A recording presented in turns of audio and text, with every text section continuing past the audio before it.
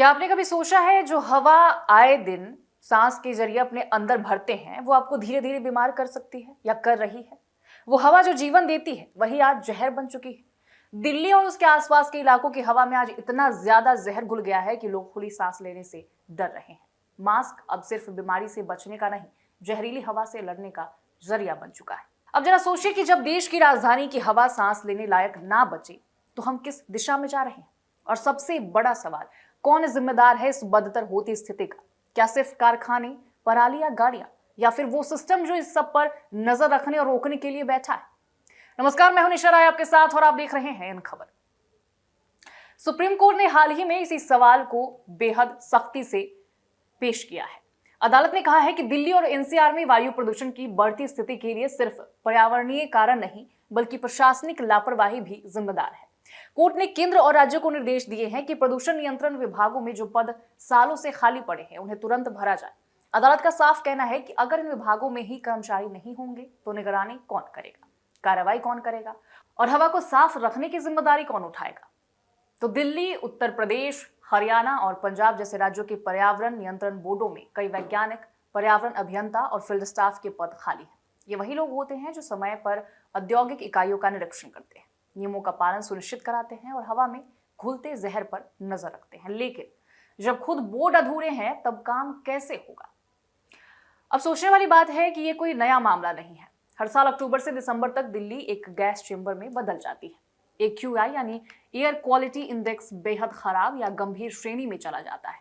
आंखों में जलन, सांस की दिक्कत, बच्चों में अस्थमा और बुजुर्गों में हार्ट की प्रॉब्लम, ये सब अब मौसम की तरह दिल्ली में लौटने वाली चीजें बन गई हैं। लेकिन इतने सालों से अगर ये हो रहा है तो क्या हमने सच में कुछ सीखा है? इस पर सुप्रीम कोर्ट ने कहा है कि पर्यावरण को लेकर जो गैर जिम्मेदार रवैया दिखाया जा रहा है वो अब बर्दाश्त नहीं किया जाएगा। अदालत ने उन सरकारी विभागों से पूछा है कि जब प्रदूषण नियंत्रण के लिए करोड़ों रुपए के बजट मिलते हैं तो फिर उस पर काम क्यों नहीं हो पा रहा है। रिपोर्ट बताती है कि जिन विभागों को मॉनिटरिंग करनी चाहिए वहां ना तो तकनीक है, ना स्टाफ और ना ही इच्छा शक्ति।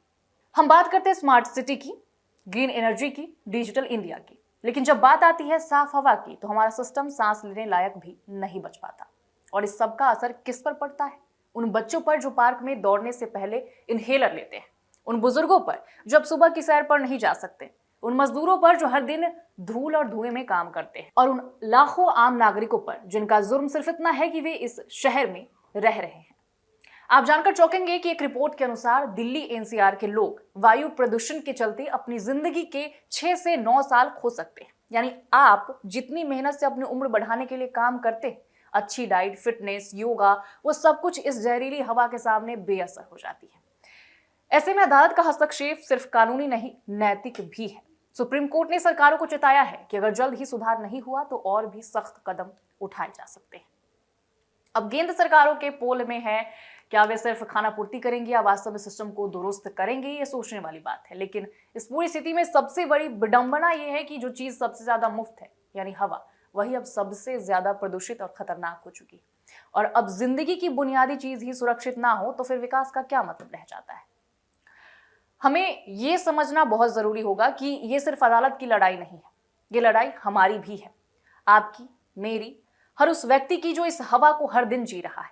हमें सवाल पूछने होंगे, जागरूक रहना होगा और प्रशासन से जवाब मांगने होंगे, क्योंकि अगर हम चुप रहेंगे तो अगली पीढ़ी सिर्फ ऑक्सीजन सिलेंडर के सहारे जिंदा रह पाएगी। अब वक्त आ गया है कि हम इस प्रदूषण को किसी मौसम की तरह स्वीकार ना करें बल्कि इसे एक आपात स्थिति की तरह देखें, क्योंकि ये सिर्फ दिल्ली की हवा की बात नहीं है, ये पूरे देश की सेहत का सवाल है। लेकिन इस पर आपका क्या सोचना है हमें कमेंट में जरूर बताइएगा और अपना ध्यान रखिएगा। फिलहाल मुझे दीजिए इजाजत, नमस्कार।